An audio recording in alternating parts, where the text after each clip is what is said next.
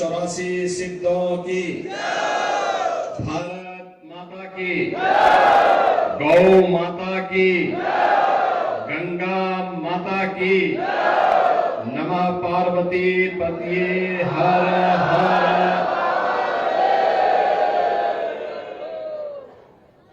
आज की इस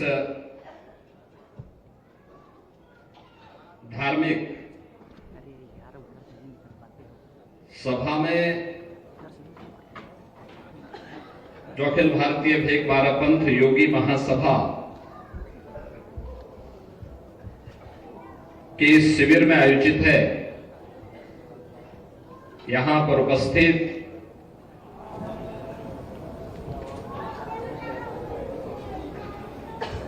जुआ पीठाधीश्वर आचार्य महामंडलेश्वर और आचार्य महासभा के अध्यक्ष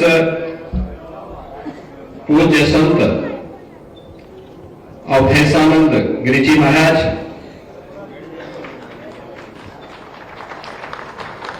कार्यक्रम में उपस्थित पूज्य संत स्वामी परमात्मानंद जी महाराज,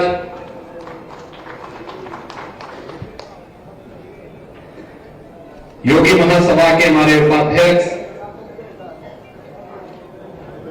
बाबा वस्त्रनाथ मठ रोहतक के श्री महंत योगी बालकनाथ जी महाराज,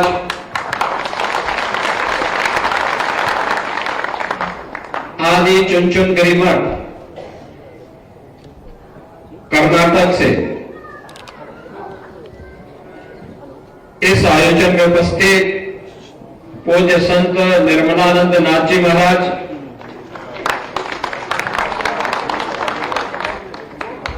जगतगुरु रामानुजाचार्य पूज्य स्वामी श्रीधराचार्य जी महाराज, जूनागढ़ से यहां पर पधारे पूज्य महंत श्री शेरनाथ जी महाराज, योगी महासभा के महामंत्री श्री महंत चैतन्यनाथ जी महाराज, बाल योगी श्री महंत उमेश नाथ जी महाराज, नाथ संप्रदाय की परंपरा में 12 के श्री महंत योगी कृष्णनाथ जी महाराज, 18 के श्री महंत योगी समुद्रनाथ जी महाराज, श्री महंत संध्यानाथ जी महाराज, श्री महंत रामनाथ जी महाराज,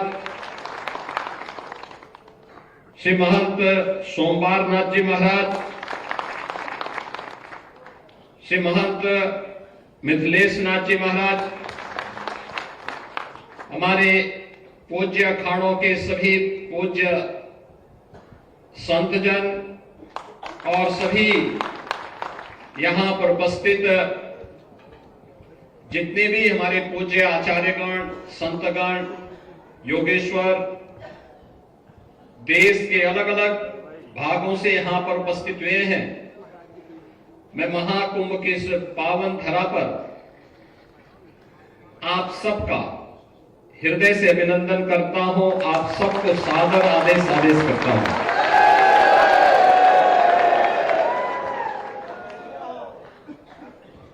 ये हम सबका सौभाग्य है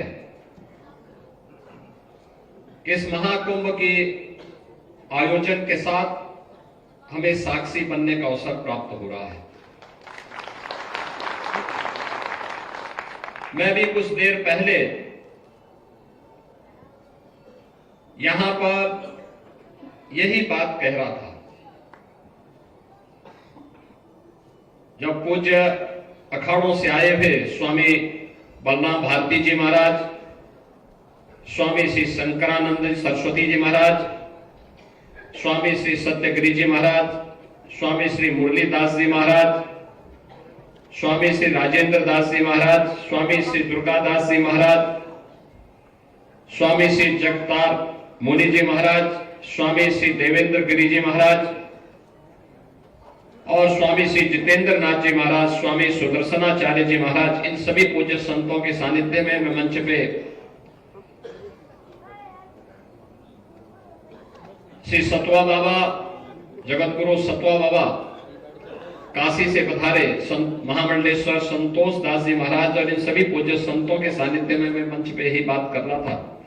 जोनाखाड़ा के आचार्य महामंडलेश्वर पूज्य स्वामी अवधेशानंद गिरी जी महाराज से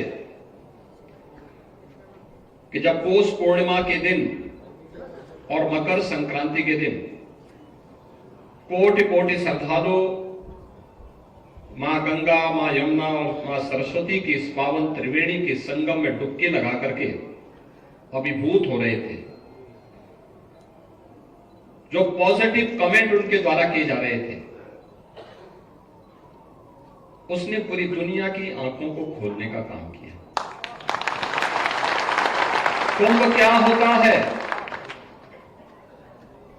कुंभ का आध्यात्मिक और सांस्कृतिक महत्व क्या है? यह उनके वक्तव्य उस समय दे रहे थे और ये बात बताती है जिसके बारे में देश के यशस्वी प्रधानमंत्री श्री नरेंद्र मोदी जी बार बार कहते हैं कि सदी भारत की सदी है। भारत की सदी का मतलब हर एक क्षेत्र में भारत को विकास की उन बुलंदियों को छूना है, लेकिन हर एक क्षेत्र में कोई देश उन बुलंदियों को छुएगा तब जब उस क्षेत्र से जुड़े हुए प्रतिनिधि अपने दायित्वों का ईमानदारी पूर्वक निर्वहन करें। जो राजनीतिक क्षेत्र में है वो राजनीतिक क्षेत्र में अपना कार्य कर रहे हैं। सेना सीमा पर देश की रक्षा का काम कर रही है। जीवन के प्रत्येक क्षेत्र में हर एक तबका अपना अपना कार्य कर रहा है। धार्मिक जगत से जुड़े हुए हमारे पूज्य संतों का दायित्व भी तो यही बनता है और यही वे कर रहे हैं। भारत की सनातन धर्म की संस्कृति दुनिया के अंदर पहुंची तलवार के बल पर नहीं,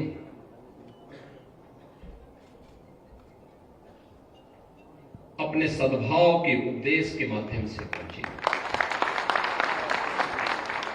दक्षिण पूर्व एशिया के तमाम देशों में आप जाएंगे, जहां भी सनातन धर्म पहुंचा है, भारत की सनातन संस्कृति पहुंची है, वहां पर उन्होंने अपने कार्य से, अपने व्यवहार से, वहां पर भारत के मूल्यों और आदर्शों ने वहां के समुदाय को अपनी ओर आकर्षित किया। सनातन धर्म के मूल्यों के साथ उन्हें जोड़ने का काम किया। आज भी आप दुनिया के अंदर देख सकते हैं, दुनिया के तमाम ऐसे देश हैं जो अहिंदू होने के बावजूद भी जिन्होंने राम की, कृष्ण की या फिर बुद्ध की परंपरा को स्वीकार किया है और बड़े गौरव के साथ उस परंपरा के साथ जुड़ने में अपने आप को गौरवान्वित महसूस करते हैं।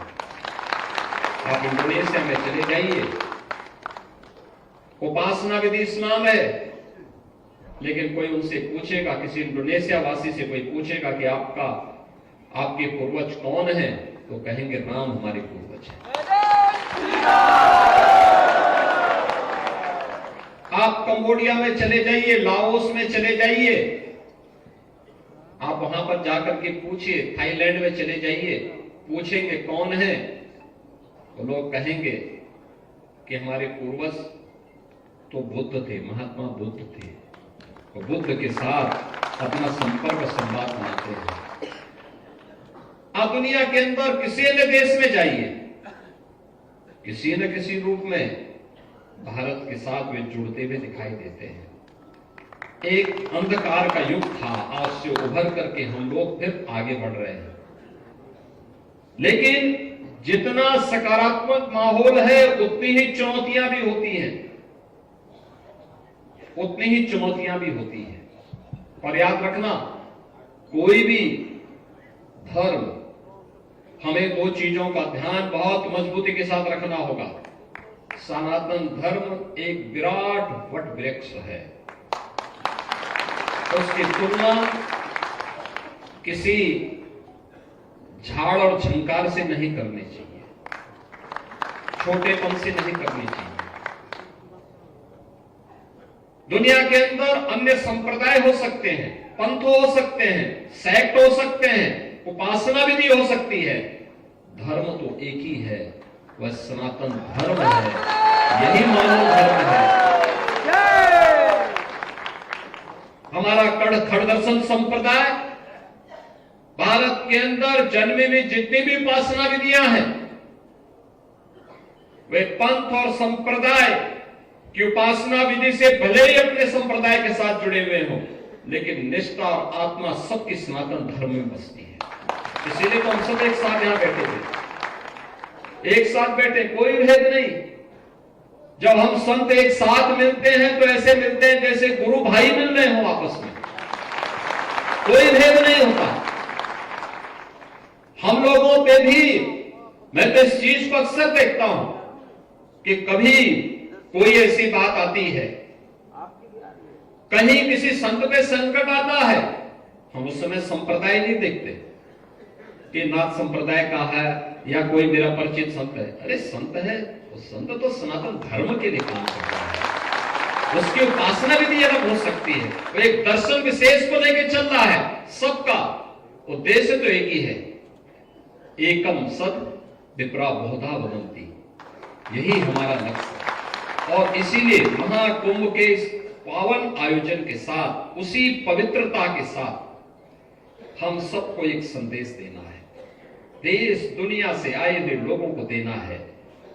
और जो बार बार जिसके बारे में प्रधानमंत्री जी का आग्रह है कि महाकुंभ का संदेश एकता से ही अखंड रहेगा देश। याद रखना, भारत सुरक्षित है तो हम सब सुरक्षित हैं। भारत सुरक्षित है, हर संप्रदाय, हर पंथ सुरक्षित है। और अगर भारत के ऊपर कोई संकट आएगा तो संकट सनातन धर्म पर आएगा, सनातन धर्म पर संकट आएगा तो भारत के अंदर का कोई भी पंथ और संप्रदाय अपने आप को फिर सुरक्षित महसूस न करे, और संकट सबके ऊपर आएगा। इसलिए संकट की नौबत आने न पाए, इसके लिए एकता का संदेश, एकता का संदेश। आपने देखा होगा क्या पवित्र भाव के साथ महाकुंभ का आयोजन, कोटि कोटि श्रद्धालु आ रहे हैं। आज यहाँ पे प्रयागराज में कुंभ क्षेत्र में, कुंभ मेला क्षेत्र में, कुंभ महानगर में, इस कुंभ महानगर में 2 करोड़ श्रद्धालु वर्तमान में इस समय यहां पे है। सभी सड़कें चौक हो चुकी है, एकदम भरा हुआ है और लगातार ये चलेगा। आप अनुमान करिए, हमारे पूज्य संत जन दुनिया के तमाम देशों में जाते हैं। पूज्य अवधेशानंद जी महाराज, पूज्य परमात्मानंद जी महाराज, पूज्य निर्मलानंद नाथ जी महाराज, अन्य हमारे पूज्य संत जन दुनिया के तमाम देशों में जाते हैं। आप मुझे बताइए कि पिछले 10 दिनों के अंदर महाकुंभ के संगम में, त्रिवेणी के पावन संगम में 10 करोड़ से अधिक श्रद्धालु अब तक स्नान कर चुके हैं कल। और अगले 35 दिन के अंदर, जो बचे हुए 35 दिन है, इन 35 दिनों में ये संख्या पहुंचेगी 45 करोड़ तक। दुनिया के अंदर कितने देश हैं? दुनिया के अंदर कितने देश हैं जो 45 करोड़ लोगों को एक अस्थायी सिटी में आमंत्रित करके उनको जोड़ने का संदेश दे रहा है? और दुनिया के अंदर कौन सा ऐसा देश है और जहां पर कोई भूखों नहीं सो सकता? किसी भी अखाड़े में जाएंगे, किसी भी शिविर में जाएंगे, वहां पर उसको 2 जून की रोटी मिल जाएगी, आशीर्वाद भी मिलेगा, दक्षिणा भी मिलेगा और प्रसाद भी प्राप्त होगा। कि केवल सनातन धर्म ही दे सकता है। आप जाके देखिए ना, लाखों लोग, करोड़ों लोग आ रहे हैं, कोई चिंता नहीं, उन्हें मालूम है, कोई चिंता नहीं उन्हें, कहां रहना है ये भी चिंता नहीं, कहां सोना है, क्या खाना है, कैसे जाना है, कोई चिंता नहीं, बस उठाया अपना बैग, उठाई गठरी और वे आ गए हैं कुंभ। ये है ताकत सनातन धर्म की, और ये ताकत है हमारे पूज्य संतों की, यही ताकत है। उसकी कोई जाति नहीं पूछ रहा है, उसका कोई पंथ और संप्रदाय नहीं पूछ रहा है, उसका कोई नाम नहीं पूछता है। पूज्य स्वामी अवधेशानंद गिरि जी महाराज के पंडाल में 50 देशों के प्रतिनिधि भी वहां भरे पड़े हैं। पूरे देशों से, देश दुनिया से लोग आ रहे हैं, अभिभूत हैं देख करके। धार्मिक कार्यक्रम भी चल रहे हैं, सांस्कृतिक कार्यक्रम भी चल रहे हैं, अलग अलग प्रकार के आयोजन एक साथ आयोजित हो रहे हैं, अभिभूत करने वाला। आप देख रहे हैं पूरे कुंभ क्षेत्र में, पूरे कुंभ क्षेत्र में। और इसमें भी सबसे अच्छा तो ये लगा मुझे कि पहले दिन से ही, यानी कुंभ प्रारंभ होने के पहले दिन से ही हर अखाड़े में जाकर के और हर पंडाल में जाकर के सतुआ हुआ हर जगह के भंडारा पा चुके हैं, हर एक जगह का। मैंने उनको कहा कुंभ के बाद कम से कम आपको 1 महीने का व्रत रखना चाहिए।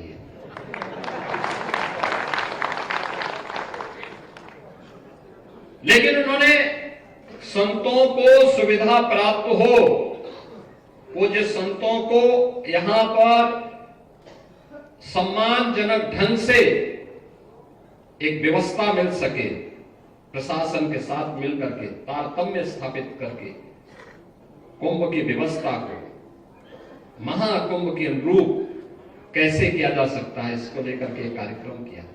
और मुझे बहुत अच्छा लगा कि इतनी बड़ी संख्या में योगेश्वरों और पूज्य संतों के दर्शन हो रहे हैं। इतनी बड़ी संख्या देश से। सामान्यतः हमारे यहाँ भंडारे के कार्यक्रम चलते हैं, हम लोग जाते हैं कार्यक्रमों में, कभी कभी जाने का अवसर प्राप्त होता है, उस समय पूज्य संतों के दर्शन होते हैं। लेकिन पूरे देश भर से एक साथ एक स्थान पर इकट्ठे होकर के हम लोग दर्शन कर सकें, यह अनुभूति। और फिर भारत सनातन धर्म के हर संप्रदाय के, हर पंथ और संप्रदाय से जुड़े हुए आप देख रहे होंगे, इसमें शैव भी हैं, वैष्णव भी हैं, शाक्त परंपरा के भी हैं, तांत्रिक परंपरा से भी जुड़े हुए लोग हैं, रविदासी परंपरा से हैं, कबीर पंथी से परंपरा में, रैदासी परंपरा से जुड़े हुए हैं, दादू पंथी से जुड़े हुए, हर एक पंथ और उपासना विधि से जुड़े हुए लोग एक साथ एक मंच पर, एक स्तर पर एकत्र होकर के सबका ध्येय एक ही है, महाकुंभ के साथ जुड़ करके न केवल पुण्य के भागीदार बने, बल्कि यहां का संदेश देश और दुनिया तक हम पहुंचाएं। और याद रखना है, कुंभ का संदेश एक ही है, हम पुण्य के भागीदार बनेंगे। जो आएगा डुबकी लगाएगा और पुण्य का भागीदार बनेगा। यहां हमारी आत्मा की संतुष्टि के लिए, आत्मा के आनंद के लिए यह एक अच्छा उपाय है, अच्छा एक माध्यम है। हमारे पूर्वजों ने, ऋषि परंपरा ने ये सारी व्यवस्था बनाई है, लेकिन संदेश देश के लिए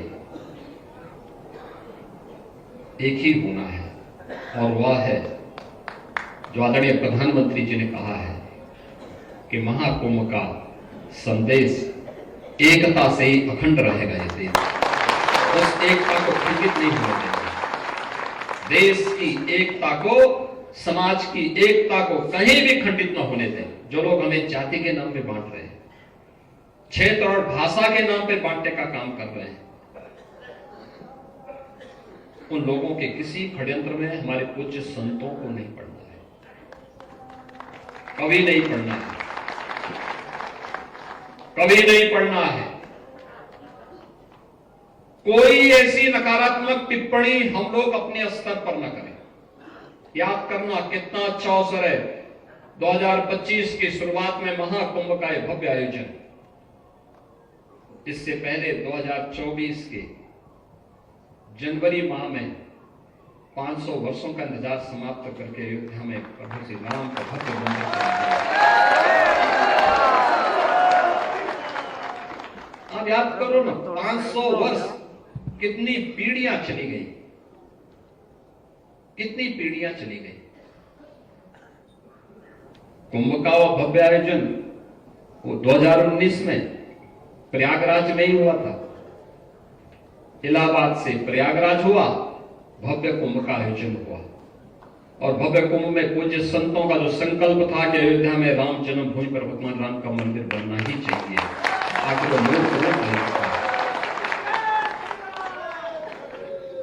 ये सब आएगा, बस एकता का संदेश जन जागरण के माध्यम से समाज को जोड़ते जाइए। जितनी मजबूती के साथ आपका कार्य होगा, उतना मजबूत समाज बनेगा। समाज मजबूत होगा तो राष्ट्र की अखंडता को दुनिया की कोई ताकत चुनौती नहीं दे पाएगी, कोई चुनौती नहीं दे पाएगी। आज के इस अवसर पर मैं एक बार फिर से सभी पूज्य संतों का, आचार्यों का, आचार्य महामंडलेश्वर का, अखाड़ों के आए हुए हमारे सभी पूज्य संतों का, आप देश के अलग अलग क्षेत्रों से आए हुए और दुनिया के भी तमाम देशों से आए हुए सभी पूज्य संतों का मैं नाथ संप्रदाय के इस पंडाल में, जो हमारी एक व्यवस्था के अंतर्गत यहाँ पे बालकनाथ जी, शेरनाथ जी, चेताई नाथ जी महाराज, हमारे 12 और 18 के श्री मोहन जी, गोरखपुर से योगी कमलनाथ जी भी आए हैं, देवपाटन से मिथिलेश नाथ जी भी आए हैं, और भी अन्य सभी पूज्य संत जन, सभी लोग मिलकर के 12 और 18 की परंपरा से जुड़े हुए सभी पूज्य योगेश्वरों के सानिध्य में जो पूरे योगेश्वर यहाँ एकत्र हुए हैं, खड़ दर्शन संप्रदाय से जुड़े हुए हमारे पूज्य संतजन उपस्थित हुए हैं, इन सब का मैं एक बार फिर से हृदय से अभिनंदन करता हूँ, स्वागत करता हूँ। और कुंभ के संदेश को हम पूरे देश के अंदर हर सनातन धर्मावलंबी के घर तक पहुंचाने का काम करेंगे, इस विश्वास के साथ। इस पूरे आयोजन के लिए मैं यहाँ पर अपनी व्यवस्था से जुड़े हुए सभी पूज्य योगेश्वरों के प्रति हृदय से आभार व्यक्त करता हूं, आपका अभिनंदन करते हुए अपनी वाणी को यहीं पे विराम देता हूं। धन्यवाद। जय जय श्री राम।